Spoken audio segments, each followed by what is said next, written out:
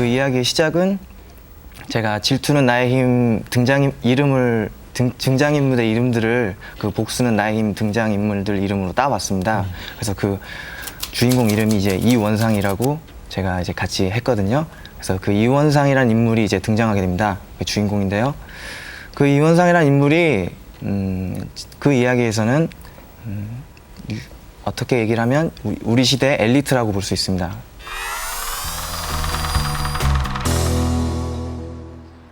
잘 나가는 샐러리맨 원상. 그는 얼마 전부터 심각한 두통과 복통에 시달리고 있다. 뚜렷한 원인도 찾지 못한 채 고통은 계속됐고 병원에선 심리적인 게 원인인 것 같다며 원상에게 한 신경정신과 병원을 추천했다. 정신과라니 썩 내키진 않지만 원상은 혹시나 치료 방법을 찾을까 싶어 진료를 받기로 결심했다. 최근에 자주 꾸는 꿈이 있나요? 네, 얼마 전부터 반복해서 꾸는 꿈이 있어요. 내용이 좀 이상한데. 괜찮으니까 편안하게 말씀해 보세요. 6개월째 같은 꿈인데요. 괴물이 등장해요. 꿈속에서 원상을 괴롭히는 건 괴상한 모습의 괴물이었다. 아무리 노력해도 괴물에게서 벗어날 수 없었던 원상. 그럴 때면 늘 공포와 야릇함이 함께 느껴졌다. 이 증상은 언제부터죠? 올해 어머니 제사를 지내고 난 뒤요. 일단 환자분의 무의식에 어떤 상처가 있는지 알아보는 게 좋겠습니다. 의사는 원상에게 최면요법을 권했다. 무의식 속에서 꼬인 매듭을 찾아내면 해결책도 찾을 수 있을 거라 말했다. 추가 손바닥을 따라 움직입니다. 눈꺼풀이 무거워집니다. 의사의 목소리와 함께 원상은 점점 과거의 기억 속으로 돌아갔다. 초등학생 시절로 돌아간 원상. 어머니에게 성적 때문에 혼나고 있었다. 옆집 윤식인 전부 100점이란다. 니는 아가 이것밖에 안 내나? 원상은 옆집 윤식을 이기고 싶었다.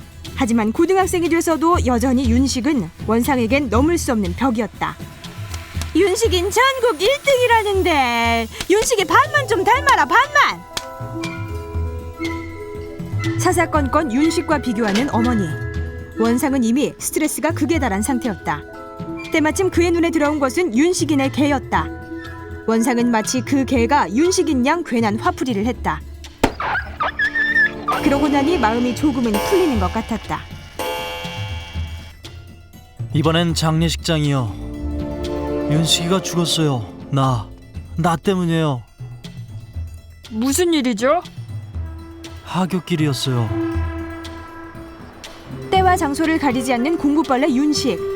심지어 반대편에서 동생이 불러도 책에만 푹 빠져 있었다. 순간 장난기가 발동한 원상은 빨간 불임에도 한 발짝을 슬쩍 떼어 보이는데 아니나 다를까 윤식이 무의식적으로 길을 건너는 게 아닌가. 바로 그때 전속력을 다해 달려오는 트럭. 이미 엎질러진 물이었다. 내가 너무 혐오스러웠다고. 왜 혐오스러웠냐고 하니까 친구가 그렇게 죽었는데 내 마음이 너무 편했다고. 그래서 그게 내가 너무 혐오스러워서 그걸 감추기 위해서 울었다고 그렇게 얘기를 합니다. 그리고 나서 이제 대학 시절로 다시 넘어가죠. 윤식은 죽었지만 어머니의 비교는 끝나지 않았다. 이번엔 윤식의 동생 윤국. 의대를 수석으로 졸업했다는 것이다. 더 이상 참을 수가 없었다. 윤식과 어머니에 대한 분노가 폭발한 원상. 그때 알았어요. 20년간 참아왔던 복수의 대상을. 이번에는 회사. 원상은 한창 회의 중이다. 때마침 아버지에게서 걸려온 한 통의 전화. 어머니가 위독하다고 했다. 하지만 이미 어머니에 대한 미움으로 집안과 연락을 끊은 원상. 어머니의 안부보다는 자신의 능력을 인정해주는 회사의 일이 더 중요했다. 그렇게 3시간이 흐르고 원상에게 한 통의 문자 메시지가 도착했다. 결국 어머니가 돌아가셨다는 것. 무표정하게 조문객을 맞는 원상. 평생 원상에게 상처만 줬던 어머니. 원상은 어머니의 죽음이 전혀 슬프지 않았다. 다만 조문객들이 건네주는 위로주가 유난히 쓰게 느껴질 뿐. 제게 남은 건 아무것도 없는 것 같았어요. 삶의 목표가 사라진 기분이에요.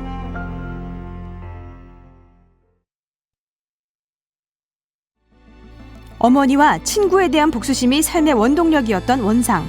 치료가 끝난 후 복수의 대상이 사라진 것이 바로 자신을 괴롭히던 통증의 원인임을 깨달았다.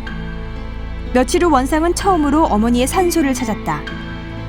밉기도 했지만 따뜻하기도 했던 어머니와의 추억이 떠오르는 원상.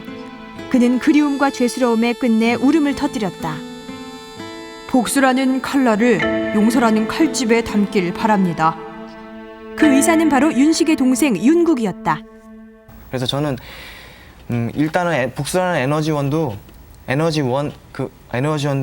이제 우리의 한 일부분이라고 생각을 하지만 그보다 이제 더 위에 우리가 서로 소통할 수 있고 좀 더 우리가 더 가까워질 수 있는 그런 의미로 용서라는 그 개념을 복수와 함께 전하고 싶었습니다.